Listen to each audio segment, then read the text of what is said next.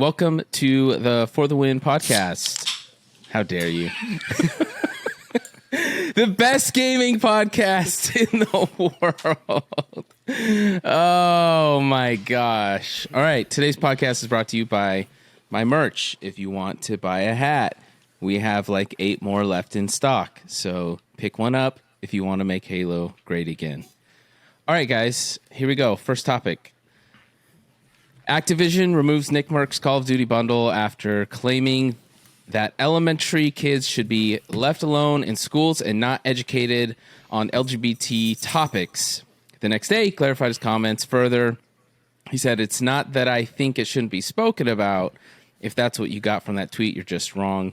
And then after the stream, Activision removed his operator bundle from the store and made a statement saying, "We're focused on celebrating Pride with our employees in our community." And the update on that is Nick's friend, who also had a bundle in the store, Tim, he asked for his to be taken down because they kind of were their best friends and they kind of went into it together.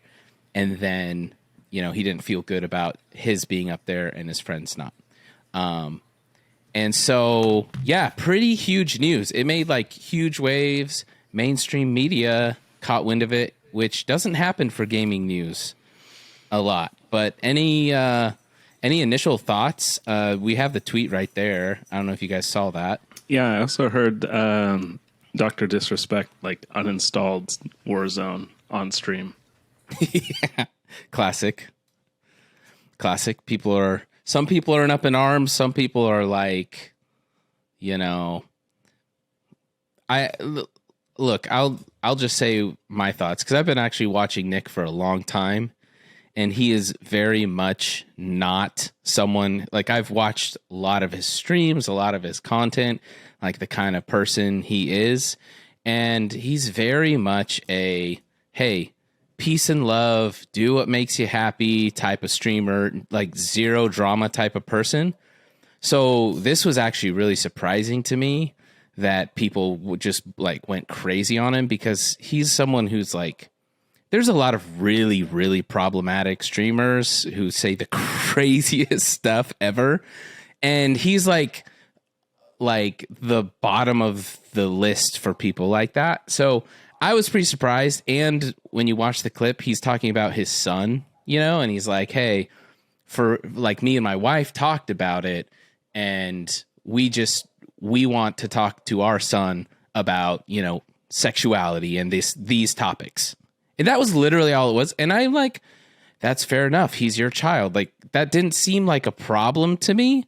He wasn't even saying like, I'm against all this and da-da-da. No, he's just like, yeah, I saw that video and I wouldn't want a school talking about that to my kid. He's like, just for me and my wife, we talked about it. So I thought this was like way escalated and blown out of proportion.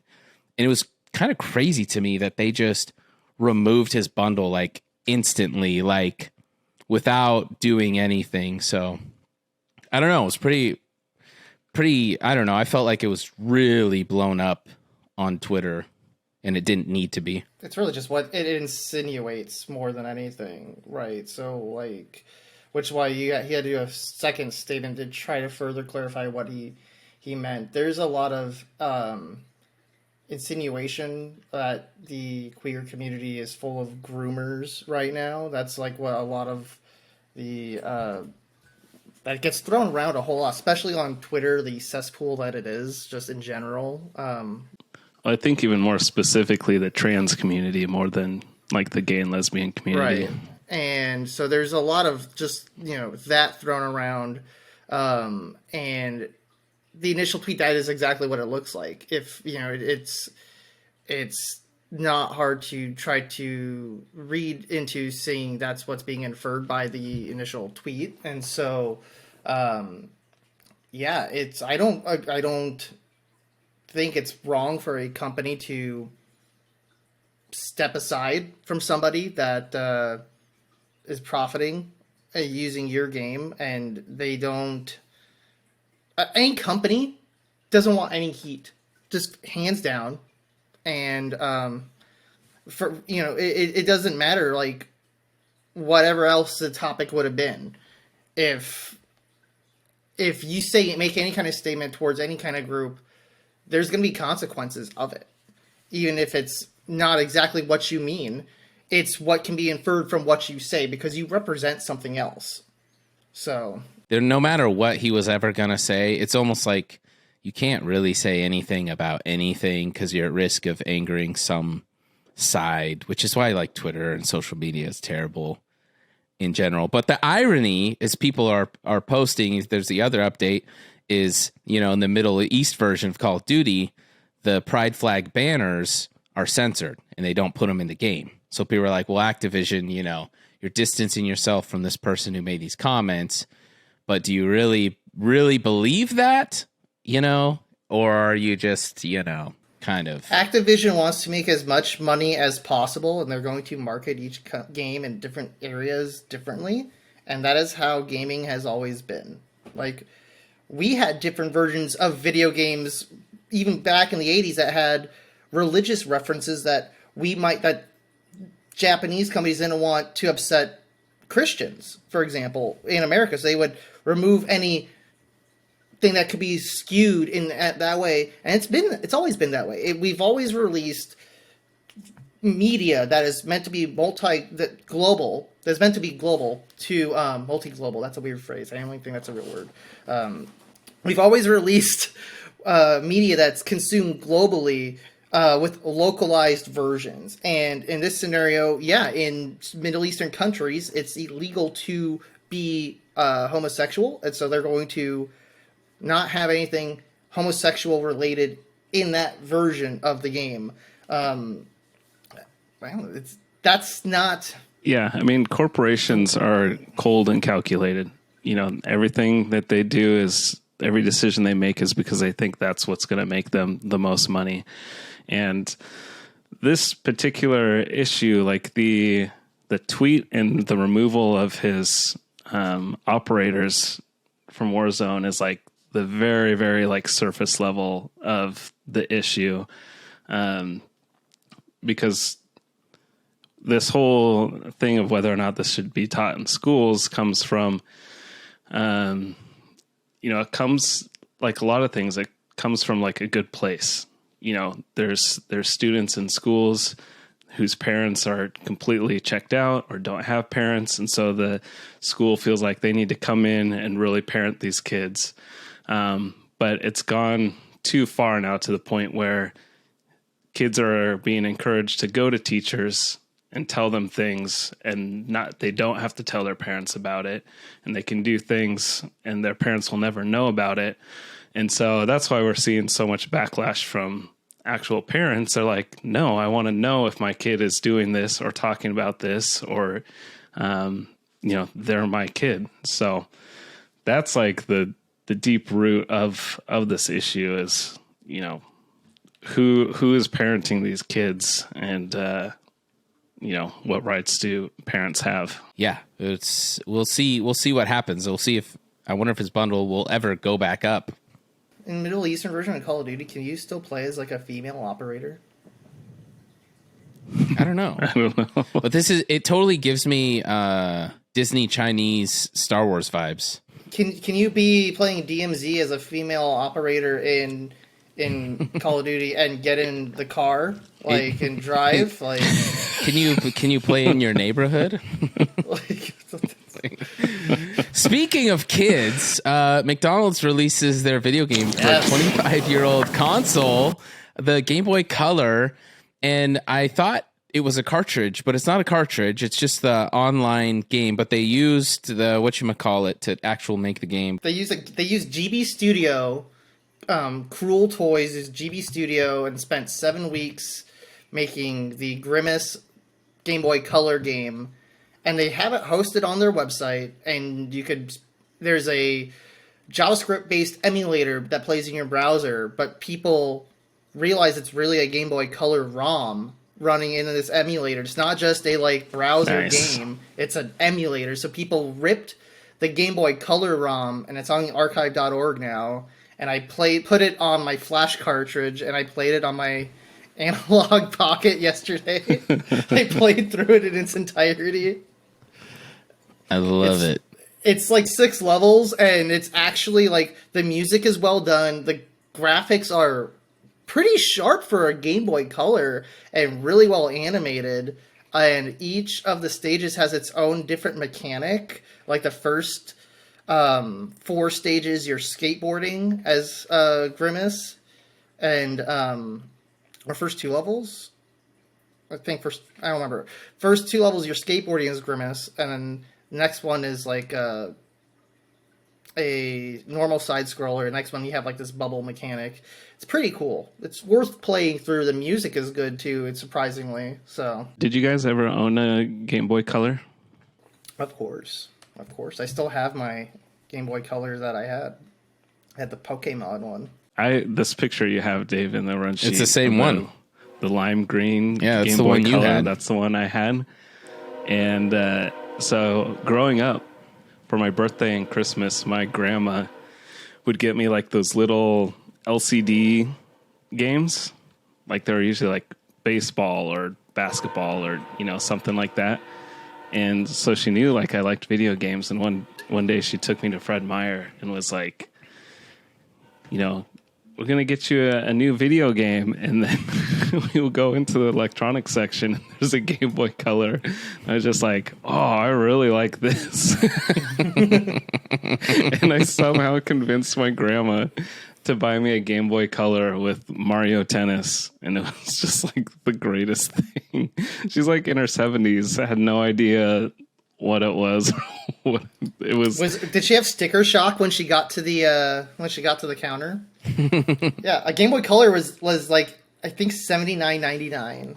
I think that's about what it was, because the Game Boy Advance was like just released or about to come out, and so it wasn't like brand new Game Boy Color, but yeah, but yeah, I love that thing. So do you think this could set a new precedent? I mean, I've heard a lot of good things. Do you think it could set a new precedent for, like, I think it would be super rad if companies started to do this and release like some cool little games or things alongside these promotion deals. Do you think we're going to see more of that in the future? I think it's super cool. The company that put this together for McDonald's, Cruel Toys, they had done other things using GB Studio before. This isn't their first project, and they had made a game for Lil Uzi. That one was actually on a cartridge that got with Vert? A box and everything. Yeah, and that's there's cool. a full-on game that was made using GB Studio, because GB Studio is lets you make real Game Boy games, but it's more or less drag and drop. There's not as much programming needed, and so you can crank out pretty playable things. There's been a lot of Crunchyroll had a new Game Boy game that was made and sold on cartridge to advertise a new anime that they have commissioned and everything. That's going to be exclusive to their streaming service. Oh, so nice. Stuff like GB Studio could definitely make this possible and plausible for a company to say, we got this new marketing thing coming up. Let's get something. Is it going to be great? Who knows? Because you can make something terrible with GB Studio too. But yeah, even if everything right now, all the projects that have made it to market for that purpose have been great. We know how these companies are, and it's that like 7 weeks is an insane amount of time. You tell me you want me to design video game in 7 weeks, like that's how we got ET back in the day, right? And so like that was 5 weeks. So we're dealing with a 2-week buffer. What can you do with? Because there's only 3 people that made this game. What can 3 dudes in 7 weeks do? And that's what we get with Grimace. What can 1 dude in 5 weeks? And that's ET. Like. I think we need to do some in-depth investigating and see if Crunch was involved in the making of this, and call out the studio that made it. They have an amazing website. No Crunch culture. Yeah. I think it's a sick opportunity. I think it's really cool that it's giving like indie and like studios to make money still developing like games, right? Because McDonald's paid them to make this game. So I think it's really cool opportunity that like, you know, someone like anyone who's just talented at making Game Boy Color games could potentially land a deal with a company. Like, hey, we're doing a promo. Like Lil Uzi Vert, he wants a Game Boy game. We can make one for you. I think it's really cool. My question, Henry, though, is what's better? Was the game better or the Grimace purple milkshake? So you know, I've had this. I'm gonna sound so fucking fat right now because like I've had 3. I had one today. No. So you're gonna have the fat Grimace fingers, and you're gonna start tweeting like him. You're gonna start. That's tweeting the goal. Like him. I want to be Grimace. I have to become Grimace. So like, because all right. So last Friday, right? Allison and I we're hanging out, and we order in super late. We're like hanging out and watching a movie. We're drinking, and we decided to order it because we both are just getting like really hungry. It was like 10 o'clock at night. The only thing that's open is gonna be McDonald's, right? We order McDonald's, and then she sees this thing that says it's Grimace's birthday. And so as a gag, she goes, hey, did you know Grimace has his birthday coming up?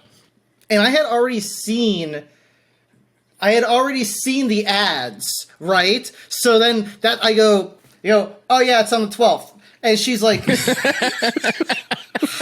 how and why do you know this? Just because without skipping a beat, I'm like, oh yeah, Grimace, it's on the 12th. Yeah, duh. And like, so we were memeing about it all weekend, and like, because I fell in love with like the advertising campaign they were doing. Like, did you see what they did? Oh yeah, it's great. They all the merch was super cool, and all the throwback. Like Grimace took over his the McDonald's socials, and his fat little fingers are giving all kinds of typos. As he's Wendy's was like, everything all right over there? They had this the picture of him with that 80s car, and everything's tinted purple, and he's got sunglasses on, and he's got his air freshener of himself hanging down, and the purple milkshake. I set that as my Facebook cover photo because I think that's just it's very aesthetically pleasing, including Grimace's portly shape. And so when I got home on the day of Grimace's birthday, the 12th, I get home and she just goes, do you want to go out for Grimace's birthday?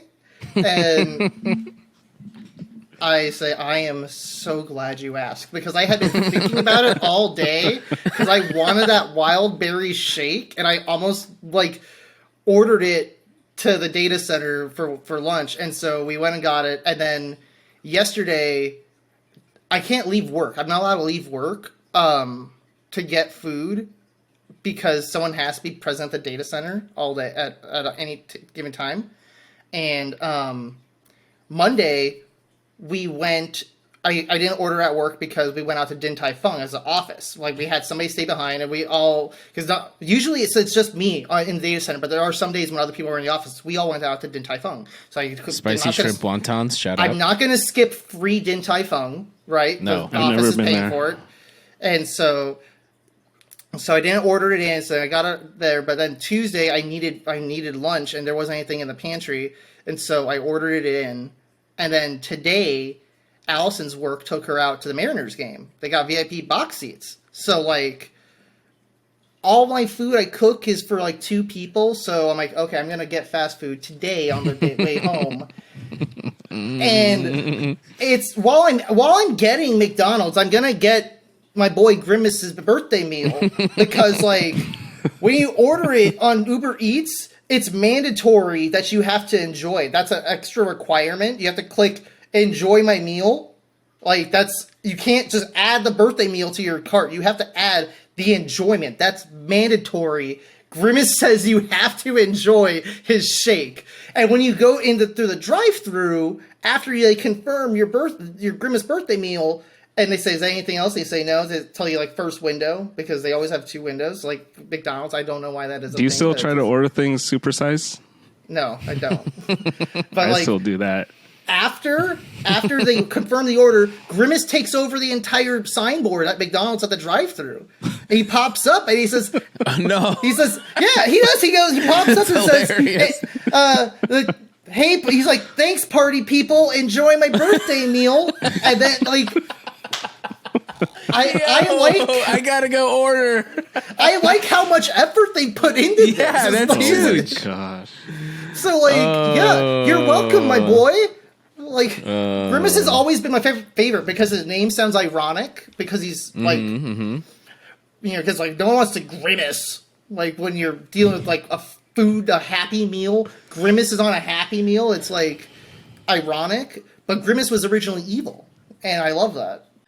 U.S. judge temporarily blocks Microsoft's acquisition of Activision Blizzard deal. Microsoft is attempting to persuade regulators around the world to clear its $68.7 billion acquisition of Activision Blizzard, the biggest deal of its kind in the gaming industry. Microsoft's president, Brad Smith, says we welcome to present, or the opportunity to present our case in federal court, blah, blah, blah, blah. And says ultimately it will bring more choice and competition to the market. And my question is, first, what are your thoughts? But if and when, because it looks like it probably will go through, it's just a matter of time. Could we potentially see Halo DLC coming to COD / COD DLC coming to Halo / maybe some Master Chief in Diablo action? I mean, I don't know. What do you guys think? Okay, that's a horrifying thought. I hate this. I hate this, like, you know, Reese's peanut butter cupification that we've done with all these IPs, where it's like, oh, you got your Halo in my Call of Duty, you got your Call of Duty in my Halo, and it doesn't always end up working. Like what the? I forget. Master Chief got announced for Brawlhalla the other day, right? That's on the list, yeah. Stupid. Like I don't want crossovers in everything. It makes everything. It dilutes every franchise and intellectual property. I can't say if I believe it to be a good or bad thing if this merger happens. There's good and there's bad, and I do not know which one outweighs the other, because there's so much more to it that I don't know if we can really go into it. There's so many implications, and one of the big things they talked about is it'll be really good for cloud gaming. But yeah, I'm kind of torn as well, like 50-50. I'm like, well, I mean, there's a lot of upside, but then, you know, Microsoft hasn't done so hot with my favorite franchise in the world, and so, you know, God forbid they take something like Diablo that is crushing and people are loving it and run it into the ground.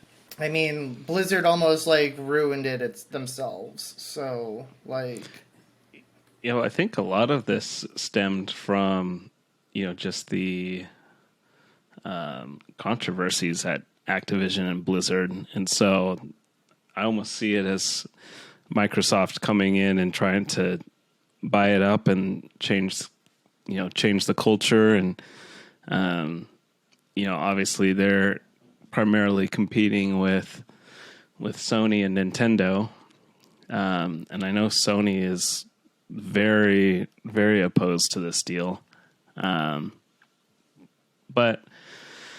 I don't know, you know, I like the Xbox like brand and the Xbox, the Xbox exclusives and things like that. They haven't done much with them recently, but yeah, it was crazy when Activision bought Blizzard. People kind of freaked out, and then when Microsoft bought Bethesda, people were like, "Whoa, that's almost too much." And now doing this on top of everything, it's like, whoa, okay. that's like a big deal. But I don't think they have a good enough reason to like not allow it. Like Sony's reasons for not allowing it. I mean, I'm pretty sure it's, like Sony's selling more consoles They've sold more PS5s. They won last console generation PS4s. Yeah. So this is a big play. It is a big, big play. And I think they're trying to like solidify, kind of get like, if they can own the games, I think they can own the consoles, right? I think that was the big downfall of the Xbox One. It was like, there wasn't, you know, what were we doing with that console? Well, that's exactly why Sony's so upset, right? Because Sony has nailed down exclusives, and that's how they did well with the PS2 generation as well. And that's where they fumbled a bit with the PS3 generation, was exclusives. And so to see Microsoft buy a studio that has so many IPs that Microsoft could theoretically say, you know what? We don't have to let them be on the PlayStation branding. That's Sony's entire MO, how they did so well with the PS1 and PS2 and PS4. So to see that happen on such a grand scale is a horrifying thought in their mind. yeah, it's like they don't have any like room to talk because they do the same. Right. They've done the same thing with like Final Fantasies throughout the years, Metal Gear Solid, you know, like. Yeah, it's They two pay giant for their bullies exclusives. duking it out, and it'll be interesting to see, you know, where the chips fall, where it lands. But speaking, I got to stop doing speaking of for every single transition. But this is so exciting. This is like, you know, breaking news. I just saw this today, and I thought I have to add this to the run sheet. SpongeBob SquarePants Power Wash Simulator DLC is dropping June 29th. Hose down the Sponge's famous Pineapple House, as well as the Krusty Krab and other well-known locations and vehicles from the show. And what's cool is it adopts the cartoon's visual style and even comes with a new set of trophies, blah, blah, blah. 6 missions, and guess what? DLC is only $8. How sick is that? Did you guys see it? Why was the Final Fantasy DLC on Power Washing Simulator free, and the Tomb Raider DLC? I don't know. This isn't the first like license. This isn't the first license. That's both the DLCs are licensed.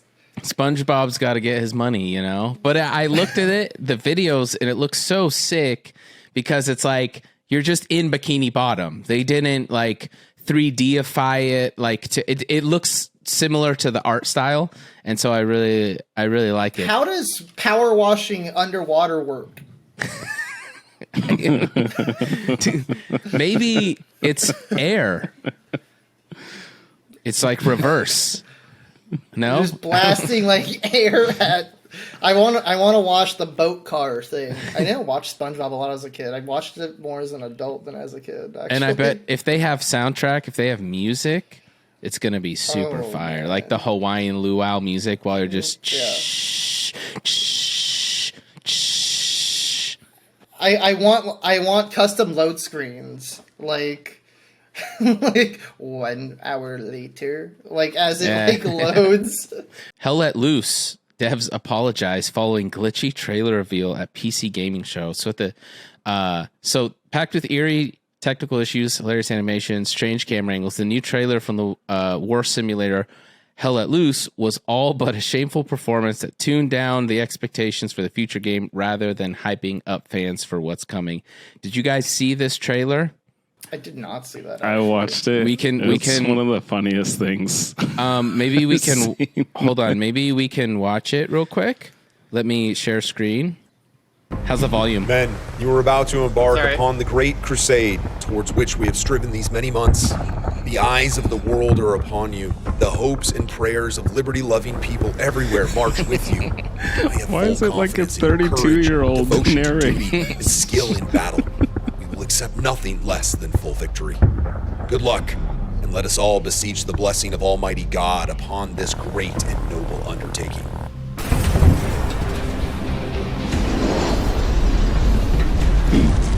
Cross shot.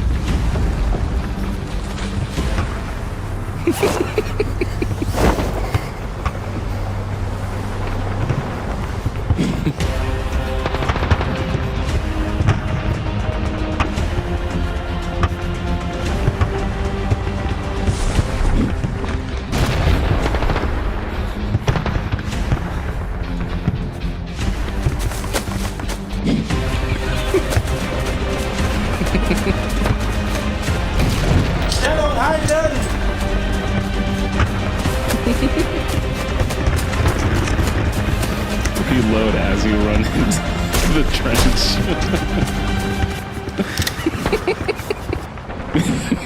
Can't see anything. We've taken a German opening!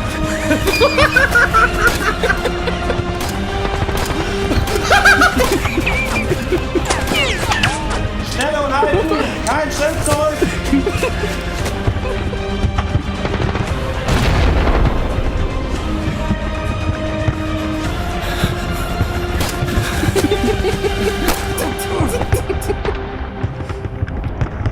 What is it?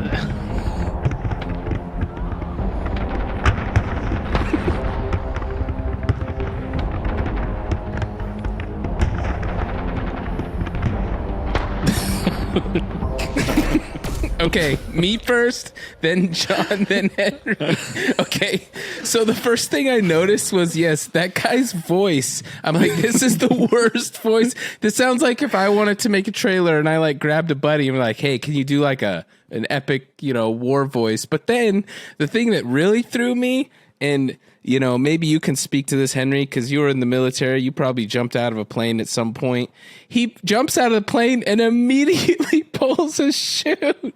Like, immediately. And you see planes flying beneath him. I'm like, this seems relatively dangerous and kind of a bad time to pull your parachute the second you jump out of the plane.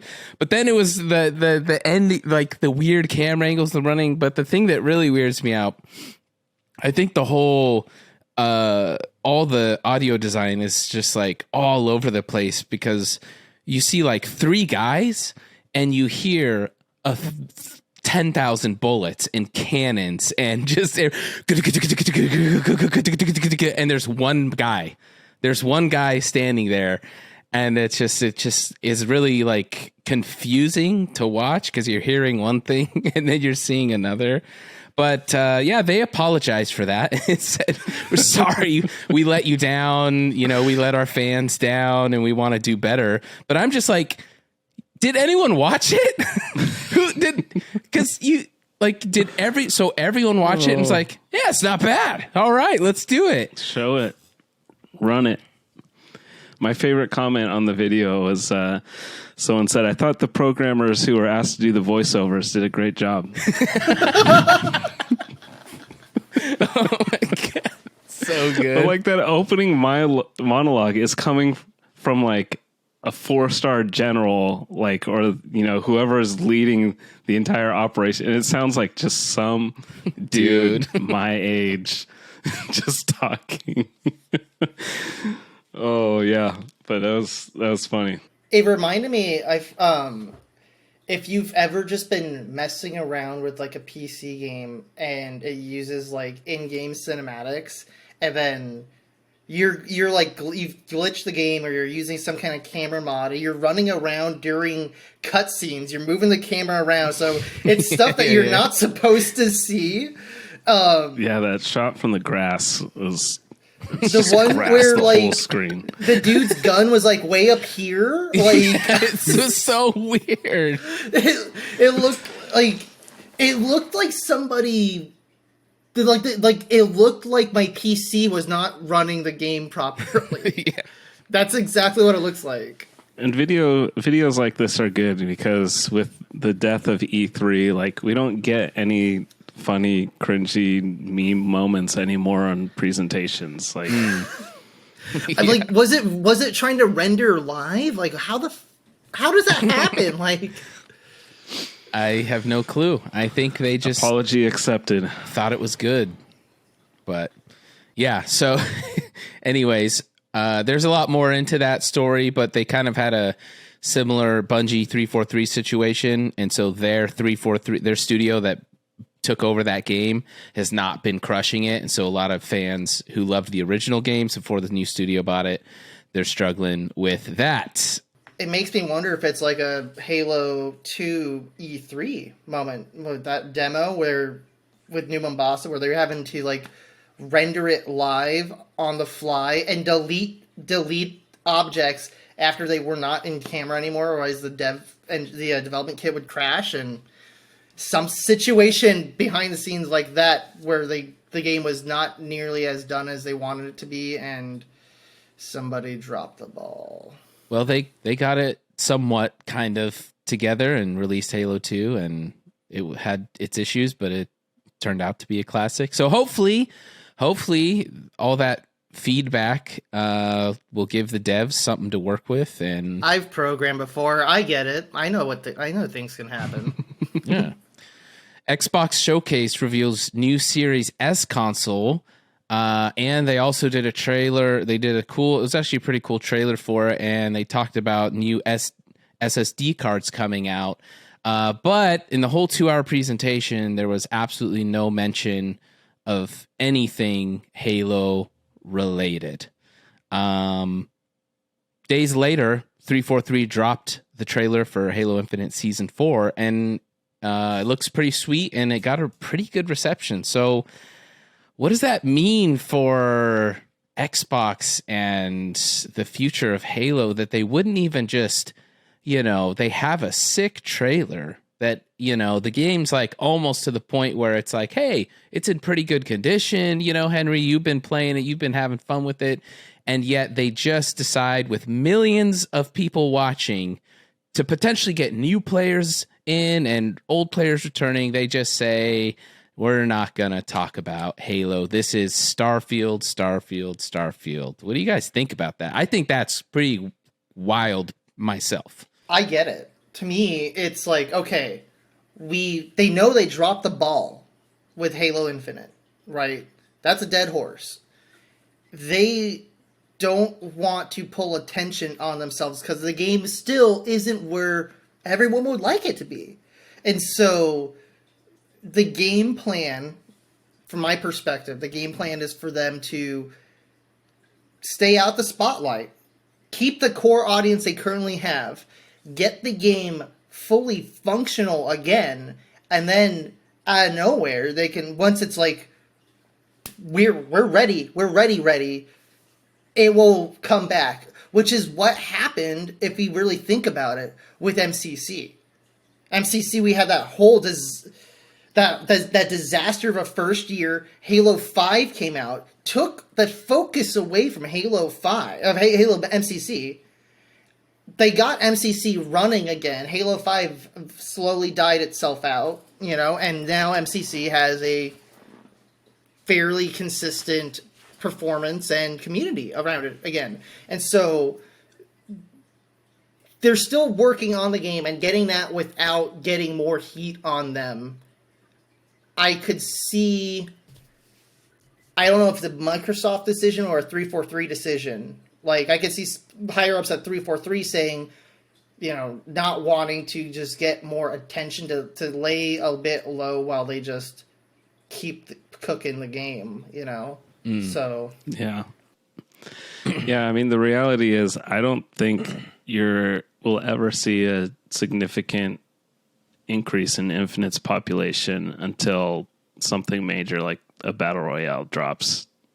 That's the only thing that I could see, like, actually bringing like a large population back to the game, or some big like update, like a map pack or something that's super substantial. They've just been doing little releases, but nothing like, oh my gosh, I really gotta go check this out. Yeah, I don't even know that maps would do it unless they did, like, it's Halo Infinite, we're including every single map from Halos 1 through 4, or, something just like insane like that, Like, we've seen other games have a recovery that had absolutely disaster launch. Like, Cyberpunk had a disaster of a launch, but it turned itself around. Cyberpunk now, like, one of the highlights of the Xbox Showcase was the upcoming, expansion for Cyberpunk. That game became a laughing stock, but they turned it around. And now, if people start talking negatively on it online, it's pretty quick for people to shut that down. To a lesser extent, we saw the same thing happen with No Man's Sky. So it can have its redemption Can arc. happen, but I think the primary difference is Infinite. The people that are playing Infinite are playing multiplayer. They're playing PvP, you know, and so a single player game, yeah, you can update it, fix it, and like, oh, okay, you know, people, but there's not like a community developing around it and interacting with each other constantly like there is in a multiplayer community. Totally. And so to get like people to come back and like play multiplayer and like feel like it's fun and worth playing, and that's what I think has been tough with Infinite is, you know, there hasn't been like good player progression and like unlocks. And so you like play and you do a battle pass and things and whatever, but then it's like your rank just resets and you're like, okay, what was this all for? I just kind of, there's nothing to show like, oh, I can see this guy has played this much because he has this specific armor, and like, dude, that's awesome. Like, I want to work and get that and unlock that eventually. Like, there's nothing like to play for. It's just, and the game to me isn't just like fun enough to keep playing over and over and over again. And mainly that just comes from not the actual gameplay, but the matchmaking and the what's it called? The forced matchmaking where they force you to win and lose. Yeah, the skill-based matchmaking where you win half the time, lose half the time. I think that sucks the fun out of it, because if we think back to like the other Halo games, we, as the three of us, obsessively played, and there wasn't a whole lot to unlock. If we think back, like in Halo 2, there were 0 unlocks, and I played so much of that online. Halo 3, once I unlocked the Halo 1 helmet, that's all I ever changed in my entire Spartan on Halo 3. Right? And Halo 4 and 5, like, once I got my dude something that I thought looked cool enough, I never really cared about the progression. The actual gameplay loop of Halo was enough to keep me interacting and wanting to play. And so I don't really care about, like, you guys remember when Infinite came out, how quickly I, like, boosted myself to, like, being maxed out. And well, in Halo 3, all the armor like looked so good, and you could see when you're playing Halo 3, you could see what armor teammates had, what armor your opponents had. In Infinite, you're just looking at like these blue and red hologram outlines, and it's so you can't tell at all. That's how come like, you had that wearing. whole thing at the beginning of the match where they show off every single person on your team. You're still just seeing yourself. You're not seeing anyone else on the other team. True. And it's like, okay, I see it for like 2 seconds, but I'm just like really tired of just shooting at like blue holograms and red holograms. I remember on like Halo 5, if you select another player, it like showed, I think on Halo 4 too, it showed like their entire Spartan. And you could like look up everybody's armor when we were like matching in a lobby. There was something just in just deep down missing in the matchmaking and loop of like Halo Infinite that made us not play anymore. Because like, I know me personally, I don't care enough about, like, my dude on Halo Infinite looks really cool. I got that, you know, so like, but once I got all that stuff unlocked in all the other Halo games, once my dude looked cool enough, I just continued to play obsessively for hours and hours and hours, and that was missing.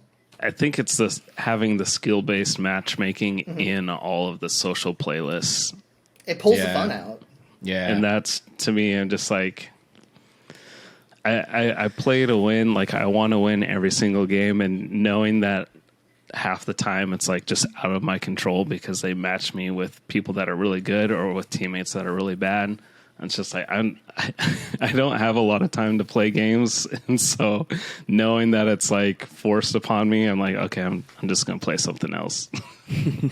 Well, I know you don't have a lot of time to play games, but Diablo 4, it was launch week. Blizzard reveals Diablo 4 launch stats. Blizzard reveals week 1 Diablo 4 stats while players race to reach level 100 hardcore, which will get their names immortalized onto the statue of Lilith, literally a real statue.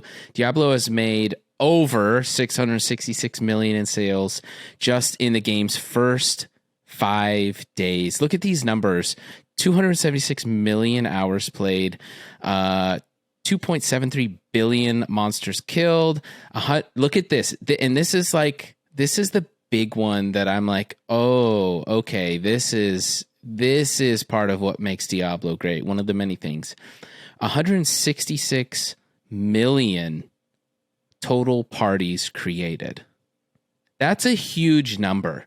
Like the fact that they have that, like they track that number, that 166 million times people have, we've between us, we've created probably, 20 parties or whatever, but like 166 million parties created. People have been playing together. It's a community game. And level 100 players on hardcore, there's only 163. There's probably more now, but 163 level 100 hardcore players, which is absolutely insane that it's that hard that only 163 people in the world well, did you hear how the first guy lost the first player to get to level 100 hardcore, how he lost his character? Tell us the story.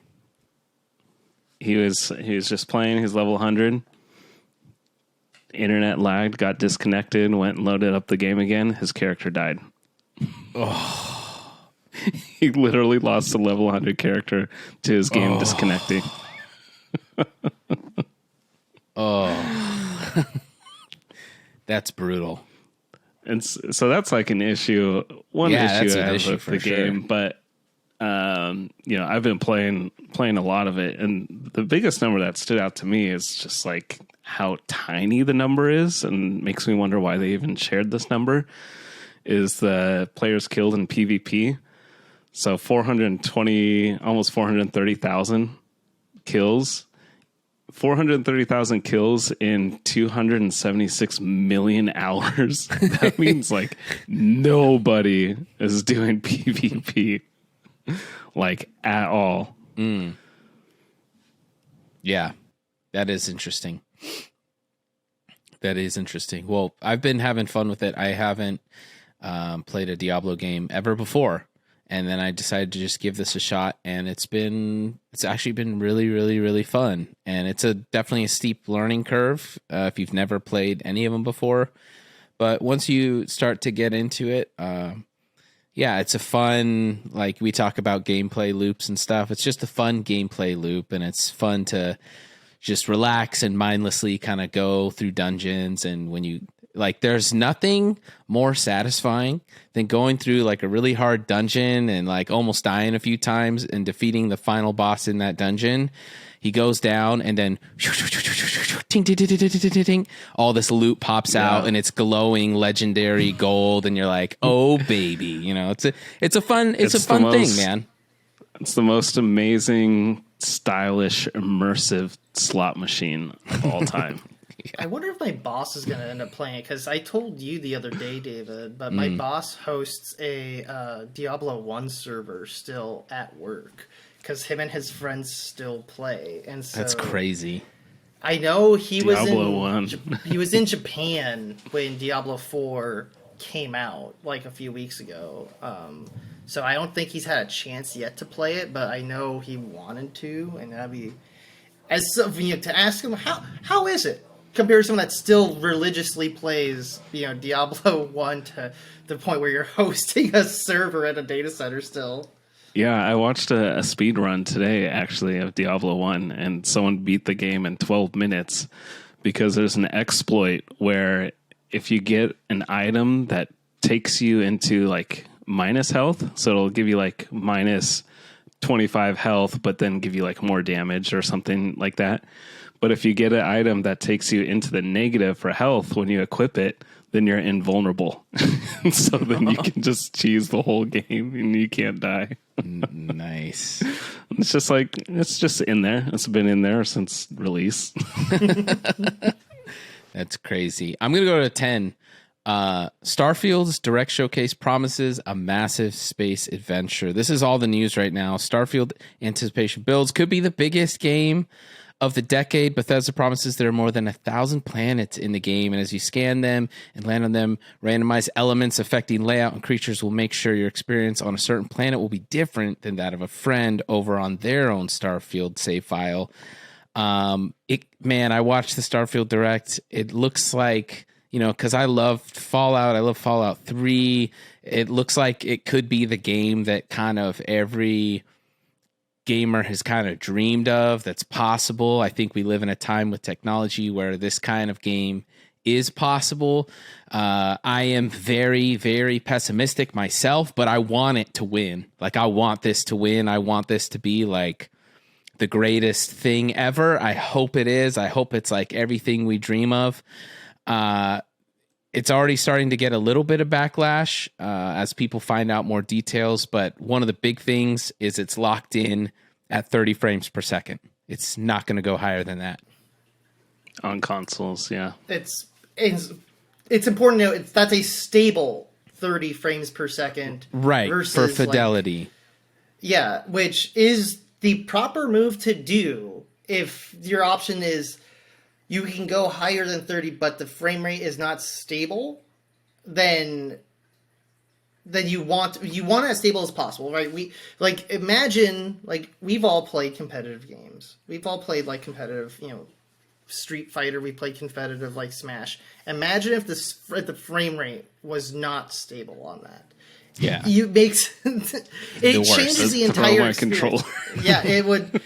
I will take a stable 30 frames per second 10 out of 10 times over up to 60, but it's anywhere between there, between 30 and 60.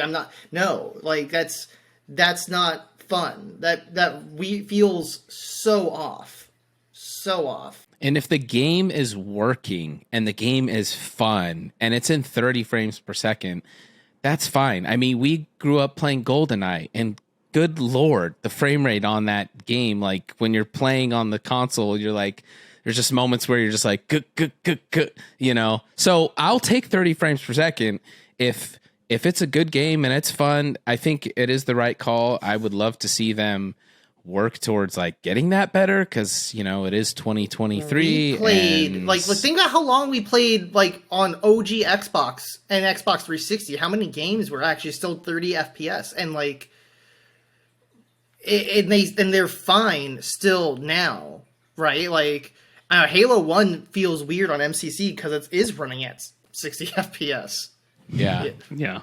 I mean, are you guys excited? Did you watch any of the showcase? Does it look like a game you would be into? Yeah, I'm kind of. I like half of Bethesda's games, so I definitely. My first Bethesda game I ever played was Fallout 3. That was the first big open world RPG that I ever played by them, and I loved it. And then I went back and tried to play Oblivion, and going from guns and nukes to swords and bows and arrows, it was tough. It was tough. Even the magic stuff was tough. I still played it, got all the achievements in it, but that said, I couldn't get into Skyrim, but I played the crap out of Fallout 4 and Fallout 76. So the one thing I can't get over is from the videos I saw, that you could just tell it was a Bethesda game just in the dialogue, because the characters just stand there and are just looking at you. I don't know if they're going to do more animations and talking with their hands or something instead of just Right. It's a Fallout game in space. Will it have a little bit more of a unique identity? Talking. No, barely any emotion, so and I get you kind of have to do that a little bit because people take their time to make a selection in the dialogue, and so you're just staring at a character. I gotta read every single thing standing there, but yeah, I'm looking forward to it. It didn't seem, I'm trying to think back on the actual action gameplay.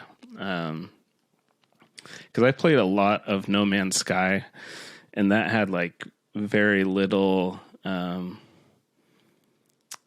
It wasn't like an action game. It was more of just kind of like an exploration and kind of building and crafting and upgrading your ship and things like that. So that was more of like a laid back kind of exploring game. But this one sounds like it has a lot more of like a narrative and story to it. So I'm interested to see what the story is all about. I've never really got into any of the Bethesda games, but this looks interesting enough. Like, I have tried playing Oblivion, Skyrim, and Fallout 3 and 4. I've tried, and I start my file, and I never really get too far before I eventually check out. But aesthetically, this looks like way up my alley. The idea behind it all seems a bit more like I think it'll hold my attention a bit better than like Fallout did. But we'll see. But yeah, I'm definitely gonna like give it a shot once it comes out. Well, nice part is it's on Game Pass. I was really hoping for a New Vegas 2 remake. I thought we might see that, and that would have been very cool. But yep. Well, we didn't get New Vegas, but Ubisoft's The Division studio reveals Star Wars Outlaws. Ubisoft describes Star Wars Outlaws as a scoundrel fantasy open-world action adventure set between The Empire Strikes Back and Return of the Jedi. I watched it. I watched the gameplay. I watched the whole thing, the Ubisoft Direct, and Outlaws looks fun. It doesn't seem like my kind of game. It didn't do a whole lot for me. Just kind of these setup scenarios, and the gameplay looked at like, especially like the gunplay looked pretty not great.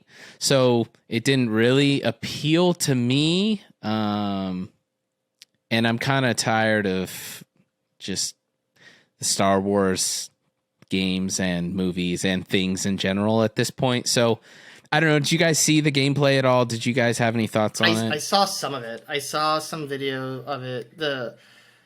So I half agree with you. I half agree because gameplay wise, it looks interesting enough for me. The concept and style of game seems interesting to me. The thing that actually pushes it away for me is the fact that Star Wars is dead to me for the most part. Like, well, yeah, that would push it away. So, that'll do it. Everything else, if it was any other sci-fi game, I'd be like, oh, this looks interesting. But the thing that I think would draw most people to it, the fact that it's Star Wars and it's after, between Empire and Return of the Jedi, it's like, oh, that makes it very interesting. Yeah, I don't care anymore. Like, Star Wars has been like dead to me for a bit. And it's not just because 8 and 9 were terrible. It's just everything else. There's just too much that like I'm burned out on Star Wars. I'm so burned out on Star Wars that like I stopped caring and I stopped paying attention. So yeah, what a world we're living in where like Star Wars being attached to a video game could be seen as like a turn off, a negative a little bit. Yeah, like right. So you get to play as like a bounty hunter bad guy kind of thing back in the original trilogy. It's like, wow, that sounds very interesting. And it would have been 10 years ago. Like, yeah. Yeah, the Star Wars fatigue is real. Yeah, and for me too, it's like if I'm playing a Star Wars game, I mean, does anyone want to play a Star Wars game where they're not like using force powers and lightsabers? Like that's what I want to do is. But yeah, unless it's really different type of game. The gameplay starts with her sneaking around, and my first thought was, man, a Star Wars stealth game like Splinter Cell in the Star Wars universe would be insane. Like that would be crazy cool, fun, just where you're like a spy, you're a whatever scoundrel, and it's all stealth. It's not heavy gunplay. It's not any of that stuff. And then immediately, like, she started blowing everything up and jumped on a speeder and flew around and got chased. I was like, oh, not that. Is this the first game? Because I know EA, had the Star Wars license for a long time, and then it just got like recently.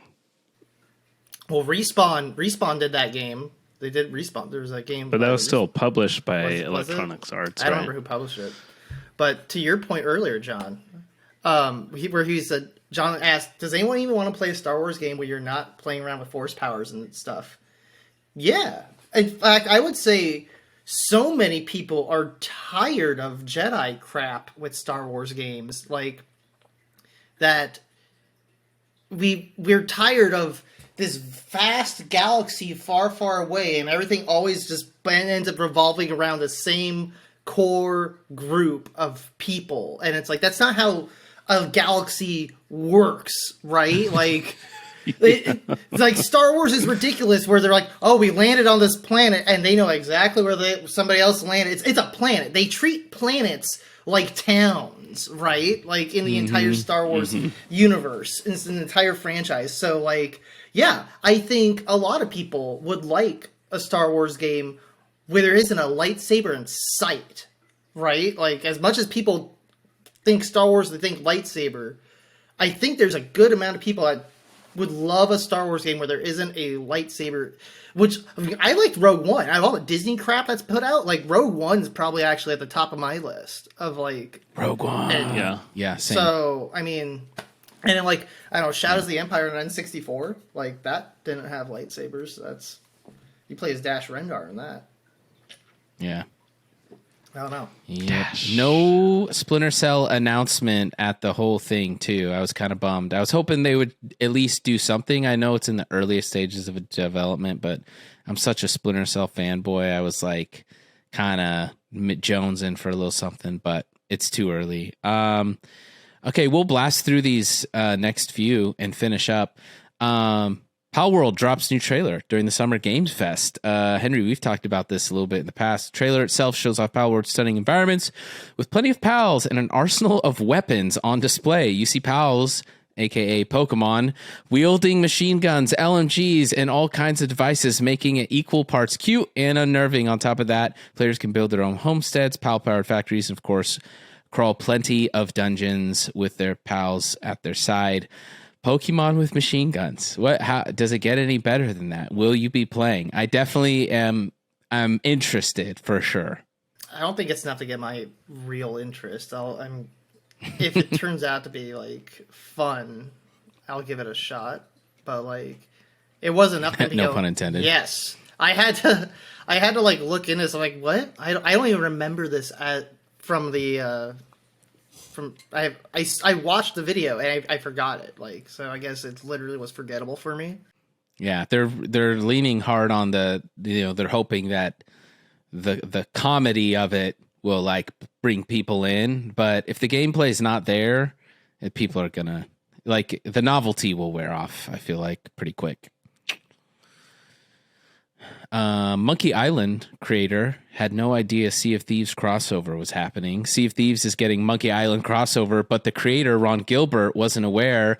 Quote, Disney did give him a heads up of the project as a courtesy, but the game was well into development at that point, and he wasn't given an opportunity to be meaningfully involved, said Terrible Toy Box's PR. So he tweeted, or a fan tweeted, oh, hey, I'm pumped for the Monkey Island DLC. I wonder if Ron Gilbert was involved. And he tweeted back to the fan, nope, wasn't even told about it. Happened behind my back. My initial thought is, well, look, it's, yeah, they could have done a courtesy and got him involved if they wanted to. But the reality is, if he doesn't own it anymore, it's not his. So he really can't be too salty. It's theirs to do with what they want, and as a courtesy, they told him, and I think that's great. But it sounds like when you say it happened behind my back, that infers that there's some ownership there that you like, you know, you weren't aware of what was going on and they did you wrong. But it's like, dude, you don't own it. Yeah, they don't owe you anything. He was working. That's just the like reality. He's still working at Rare, and he was working on some other project, and they were developing it behind his back and didn't tell him. Yeah, 100%. That's exactly it, David. Like, so I don't think it's a issue. But then, you know, some people are, oh man, I'm so sorry you have to deal with that.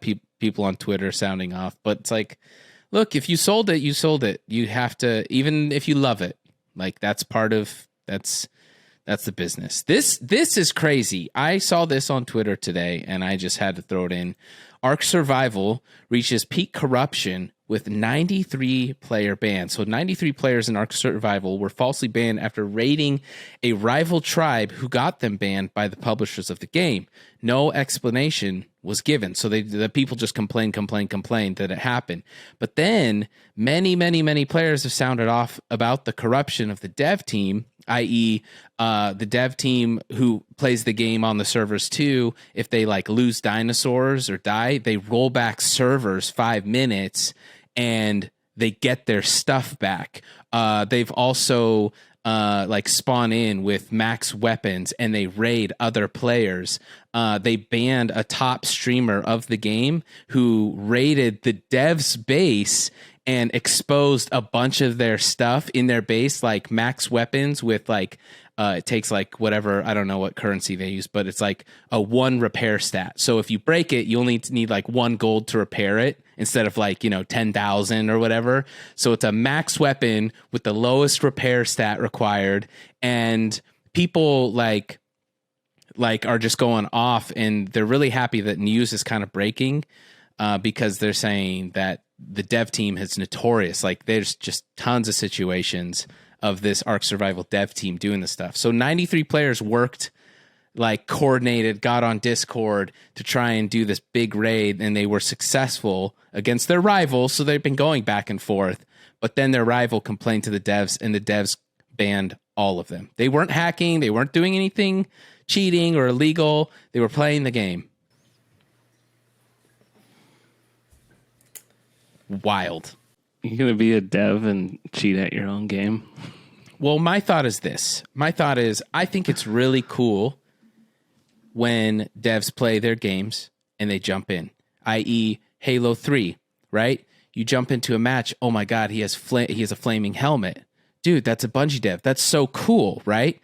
Then like doing things where, hey, if you beat a Bungie dev, you can unlock this nameplate or you can get this special reward, you know, like there's perks. And I think that's a great way to like get involved with your community.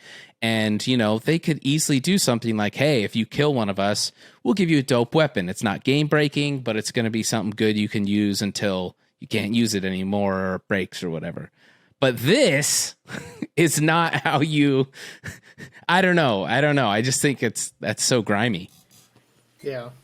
Well, to close us off, a man in North Carolina has been arrested for using a duck hunt controller to rob a convenience store. I saw that. Look at it. He painted it black.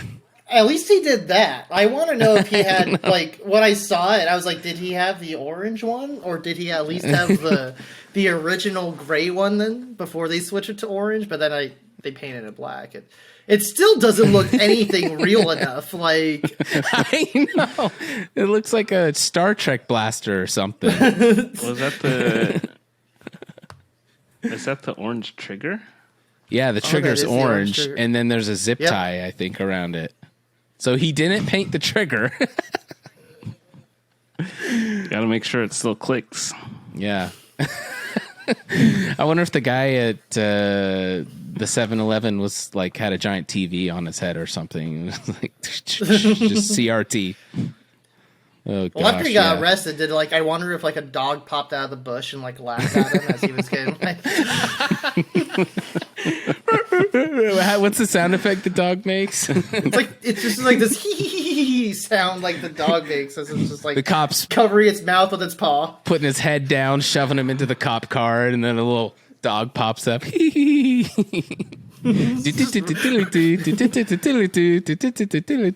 Wait, that's not Duck Hunt. What is that? I don't know. I don't know what you're doing. I hear the Duck Hunt sounds in my head already. Like, you know, just looking at the gun. Just wah, wah, wah, wah, wah, wah. Wah, wah, wah, Didn't anyone actually play the skeet shooting? Oh yeah, I did. Oh, I yeah, played yeah, that yeah. all the time. Like that was fun because it was consistent. Like you knew exactly where they were coming out, so you could like pop. I didn't know what they were as a kid. I thought I was shooting clouds. They looked like Flying saucers. They looked like little clouds. So I was like, yeah, let's play the cloud shooting game. Like because it doesn't even say like it's just like it's like mode A, mode B, and I'm like, yeah, there's ducks, and then there's like cloud. All right, that's for the win. Awesome, first episode. Love to see it. We'll see you next Thursday. Yeah, Thursday. I think we should do release on Thursdays. It's a plan. All right. Yeah. For the win.